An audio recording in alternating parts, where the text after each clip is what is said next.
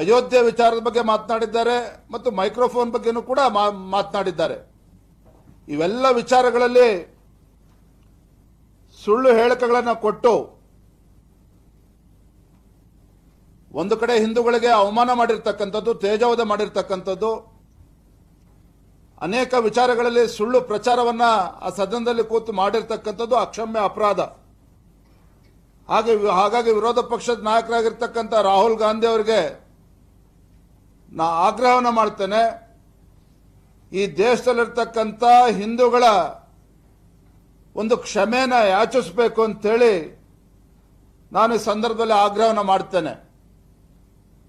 ಒಬ್ಬ ಜವಾಬ್ದಾರಿತ ಸ್ಥಾನದಲ್ಲಿರ್ತಕ್ಕಂಥ ರಾಹುಲ್ ಗಾಂಧಿ ಅವರು ಸುಳ್ಳು ಹೇಳಿ ಹಾಗೆ ಓಡೋಗ್ತಕ್ಕಂಥ ಪ್ರಶ್ನೆ ಉದ್ಭವ ಆಗಬಾರದು. ಹಿಂದೆ ನಾವು ನೋಡಿದ್ದೇವೆ, ಲೋಕಸಭಾ ಚುನಾವಣೆ ಬರುವ ಮುನ್ನ ವಿದೇಶಗಳಲ್ಲಿ ಪ್ರವಾಸ ಮಾಡಿ ಭಾರತದಲ್ಲಿ ಪ್ರಜಾಪ್ರಭುತ್ವನೇ ಇಲ್ಲ, there is no democracy in the country, ಇಂಡಿಯಾದಲ್ಲಿ ದೇರ್ ಇಸ್ ನೋ ಡೆಮೋಕ್ರಸಿ ಅನ್ನುವ ಆರೋಪವನ್ನು ಮಾಡಿದ್ರು. ಆದರೆ ಇವತ್ತು ಸದನವನ್ನು ಉಪಯೋಗಿಸಿಕೊಂಡು ಸದನದಲ್ಲಿ ಇವತ್ತು ಹಿಂದೂಗಳಿಗೆ ಅವಮಾನ ಮಾಡಿರ್ತಕ್ಕಂಥದ್ದು ಇದು ಅಕ್ಷಮ್ಯ ಅಪರಾಧ. 99 ಸ್ಥಾನಗಳನ್ನು ಗೆದ್ದಿರ್ತಕ್ಕಂಥ ಕಾಂಗ್ರೆಸ್ ಪಕ್ಷ ಇವತ್ತೇನು ಕೇಂದ್ರದಲ್ಲಿ ಅಧಿಕಾರಕ್ಕೆ ಬಂದಿಲ್ಲ, 100ರ ಗಡಿಯನ್ನು ಕೂಡ ದಾಟಕ್ಕೆ ಸಾಧ್ಯ ಆಗದಿರ್ತಕ್ಕಂಥ ಕಾಂಗ್ರೆಸ್ ಪಕ್ಷ, ಆ ಪಕ್ಷದ ನಾಯಕ ಆಗಿರ್ತಕ್ಕಂಥ ರಾಹುಲ್ ಗಾಂಧಿ ಇವತ್ತು ವಿಪಕ್ಷ ನಾಯಕರಾಗಿ ಮನಸೋ ಇಚ್ಛೆ ಮಾತಾಡೋದಕ್ಕೆ ಸದನವನ್ನು ದುರ್ಬಳಕೆ ಮಾಡಿಕೊಂಡಿರ್ತಕ್ಕಂಥದ್ದು ಇದು ಖಂಡನೀಯ. ನಾನು ತಮ್ಮ ಮೂಲಕ ಮಾನ್ಯ ರಾಹುಲ್ ಗಾಂಧಿ ಅವರಿಗೆ ಕೇಳೋದಕ್ಕೆ ಇಚ್ಛಪಡ್ತೇನೆ, ಹಿಂದೂಗಳ ತೇಜೋವಧೆ ಮಾಡೋದಕ್ಕೆ ತಾವೇನು ಸದನವನ್ನು ಬಳಸ್ಕೊಳ್ತಾ ಇದ್ದೀರಿ, 1984ರ ಸಿಖ್ ಹತ್ಯಾಕಾಂಡ ಇದಕ್ಕೆ ಕಾರಣೀಭೂತರು ಯಾರು? 1984ರ ಸಿಖ್ ಹತ್ಯಾಕಾಂಡ ಇದಕ್ಕೆ ಕಾರಣೀಭೂತರು ಇದೇ ಕಾಂಗ್ರೆಸ್ ಪಕ್ಷದ ಮುಖಂಡರು ತಾನೆ. ಅದೇ ರೀತಿ ತುರ್ತು ಪರಿಸ್ಥಿತಿಯನ್ನ ದೇಶದ ಮೇಲೆ ಹೇರಿ ಈ ದೇಶದ ಮುಗ್ಧ ಜನರ ಮೇಲೆ ದಬ್ಬಾಳಿಕೆ ಮಾಡಿರ್ತಕ್ಕಂಥದ್ದು ಇದೇ ಕಾಂಗ್ರೆಸ್ ಪಕ್ಷ. ಇಂಥ ಒಂದು ಕಾಂಗ್ರೆಸ್ ಪಕ್ಷ ದೇಶವನ್ನೇನೋ ಉದ್ಧಾರ ಮಾಡಿಬಿಡ್ತೀವಿ ಅಂತೇಳಿ ಲೋಕಸಭಾ ಚುನಾವಣೆ ಸಂದರ್ಭದಲ್ಲಿ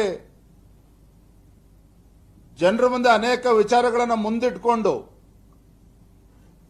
ಈಗ ವಿರೋಧ ಪಕ್ಷದ ಸ್ಥಾನ ದಕ್ಕಿದೆ ಅಂತ ಹೇಳಿ ಹಿಂದೂಗಳನ್ನು ತೇಜೋವಧೆ ಮಾಡ್ತಾ ಇರ್ತಕ್ಕಂಥದ್ದು ಯಾರೂ ಕೂಡ ಇದನ್ನ ಕ್ಷಮಿಸೋದಕ್ಕೆ ಸಾಧ್ಯ ಇಲ್ಲ. ತಮಗೆಲ್ಲ ನೆನಪಿರ್ಬೋದು, ಹಿಂದೆ 2010ರಲ್ಲೇ ಆಗಿನ ಗೃಹ ಸಚಿವರಾಗಿದ್ದಂಥ ಚಿದಂಬರಂ ಅವರು ಸಹ ಹಿಂದೂಗಳನ್ನ ಭಯೋತ್ಪಾದಕರು ಅನ್ನೋ ಮಾತನ್ನ ಹೇಳಿದ್ರು. 2010ರಲ್ಲೇ ಚಿದಂಬರಂ ಅವರು ಕೂಡ ಹಿಂದೂಗಳು ಭಯೋತ್ಪಾದಕರು ಅನ್ನುವ ಉದ್ದಟತನದಿಂದ ಮಾತನಾಡಿರ್ತಕ್ಕಂಥದ್ದು ತಮಗೆ ನೆನಪಿದೆ. 2013ರಲ್ಲಿ ಸುಶೀಲ್ ಕುಮಾರ್ ಸಿಂಧೆ ಅವರು ಕೂಡ ಇದೇ ದಾಟಿಯಲ್ಲಿ ಮಾತನಾಡಿರ್ತಕ್ಕಂಥದ್ದು. ಸ್ವತಃ ರಾಹುಲ್ ಗಾಂಧಿ ಅವರು ಸಹ 2021ರಲ್ಲಿ ಹಿಂದುತ್ವವನ್ನ ಬೆಂಬಲಕ್ಕೆ ಯಾರು ನಿಲ್ತಾರೆ ಅವ್ರನ್ನ ದೇಶದಿಂದ ಹೊಡೆದೋಡಿಸಬೇಕು ಅನ್ನೋ ಮಾತನ್ನು ಕೂಡ ಸ್ವತಃ ರಾಹುಲ್ ಗಾಂಧಿ ಅವರು ಕೂಡ ಹೇಳಿದರು. ಈಗ ನಿನ್ನೆ ಅವರ ಮಾತಿನ ಧಾಟಿಯಿಂದ ಇವರ ಉದ್ದೇಶ ಏನು ಅಂತೇಳಿ ದೇಶದ ಜನತೆ ಮುಂದೆ ಸ್ವತಃ ರಾಹುಲ್ ಗಾಂಧಿ ಅವರೇ ಬಿಚ್ಚಿಟ್ಟಿದ್ದಾರೆ.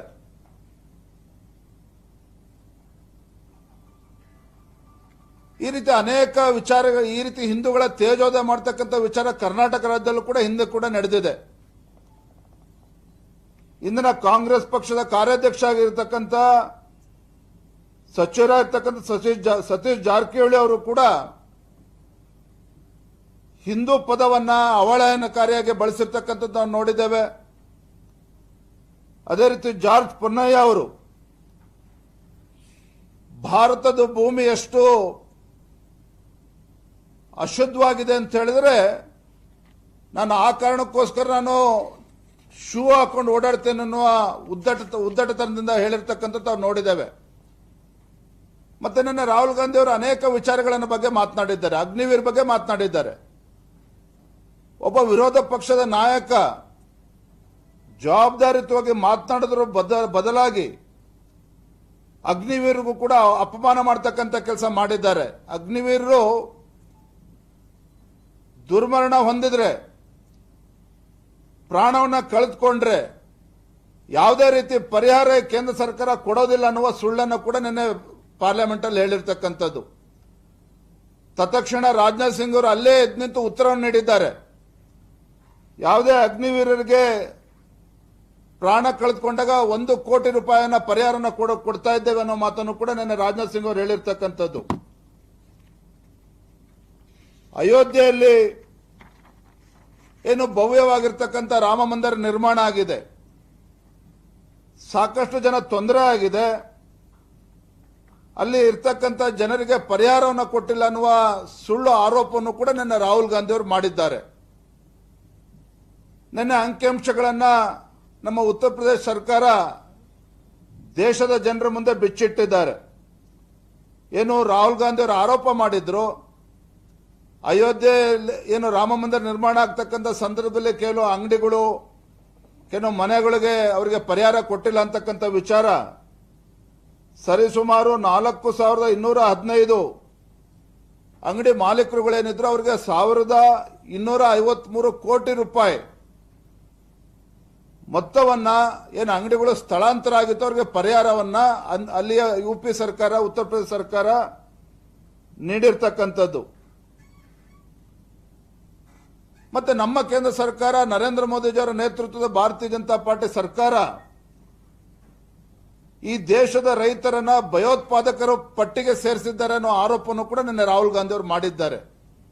ಈ ರೀತಿ ರಾಹುಲ್ ಗಾಂಧಿ ಅವರು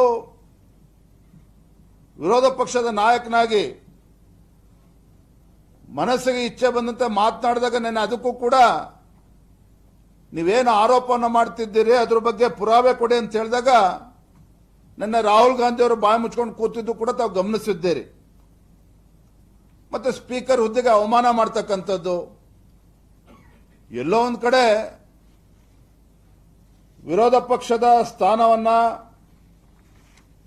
ಮೊದಲ ಬಾರಿ ಪಡೆದಿರ್ತಕ್ಕಂಥ ರಾಹುಲ್ ಗಾಂಧಿ ಅವರು ಈ ರೀತಿ ಬೇಜವಾಬ್ದಾರಿತನದಿಂದ ನಡ್ಕೊಳ್ತಾ ಇರ್ತಕ್ಕಂಥದ್ದು ಇದು ಅಕ್ಷಮ್ಯ ಅಪರಾಧ. ಸ್ಪೀಕರ್ ಸ್ಥಾನಕ್ಕೆ ಅವಮಾನ ಮಾಡ್ತಕ್ಕಂಥದ್ದು, ಬಾಯಿಗೆ ಬಂದಂತೆ ಹೇಳಿಕೆಯನ್ನು ಕೊಡ್ತಕ್ಕಂಥದ್ದು, ಎಲ್ಲದಕ್ಕಿಂತ ಪ್ರಮುಖವಾಗಿ ಈ ದೇಶದಲ್ಲಿರ್ತಕ್ಕಂಥ ಅಸಂಖ್ಯಾತ ಹಿಂದೂಗಳಿಗೆ ಅವಮಾನ ಮಾಡಿರ್ತಕ್ಕಂಥದ್ದು ಇದು ಅಕ್ಷಮ್ಯ ಅಪರಾಧ. ತತ್ಕ್ಷಣ ರಾಹುಲ್ ಗಾಂಧಿ ಅವರು ದೇಶದ ಜನತೆಗೆ ಕ್ಷಮೆನ ಕೇಳಬೇಕು ಅಂತ ಹೇಳಿ ಮತ್ತು ಜವಾಬ್ದಾರಿಯುತ ನಡ್ಕೋಬೇಕು ವಿರೋಧ ಪಕ್ಷದ ನಾಯಕರಾಗಿ. ಮತ್ತೆ ಆ ಪಕ್ಷದ ಕಾಂಗ್ರೆಸ್ ಪಕ್ಷದ ಹಿರಿಯ ನಾಯಕರು ಕೂಡ ನಾನು ಒತ್ತಾಯವನ್ನು ಮಾಡ್ತೇನೆ, ಏನು ನಿಮ್ಮ ವಿರೋಧ ಪಕ್ಷದ ನಾಯಕರಾಗಿ ನೀವು ಆಯ್ಕೆ ಮಾಡಿಕೊಂಡಿದ್ದೀರಿ, ಸದನದಲ್ಲಿ ಯಾವ ರೀತಿ ನಡ್ಕೋಬೇಕು, ಆ ಸ್ಥಾನಕ್ಕೆ ಚ್ಯುತಿ ಬರದ ರೀತಿಯಲ್ಲಿ ಯಾವ ರೀತಿ ಪ್ರಬುದ್ಧತೆಯನ್ನು ನಡ್ಕೋಬೇಕು, ಇದನ್ನು ಕೂಡ ಹೇಳಿಕೊಟ್ರೆ ಬಹುಶಃ ಪ್ರಜಾತಂತ್ರದ ವ್ಯವಸ್ಥೆಗೆ ಒಂದು ಗೌರವ ಬರ್ತದೆ ಅನ್ನೋ ಮಾತನ್ನ ಈ ಸಂದರ್ಭನ ಹೇಳೋದಕ್ಕೆ ಇಚ್ಛಪಡ್ತೇನೆ.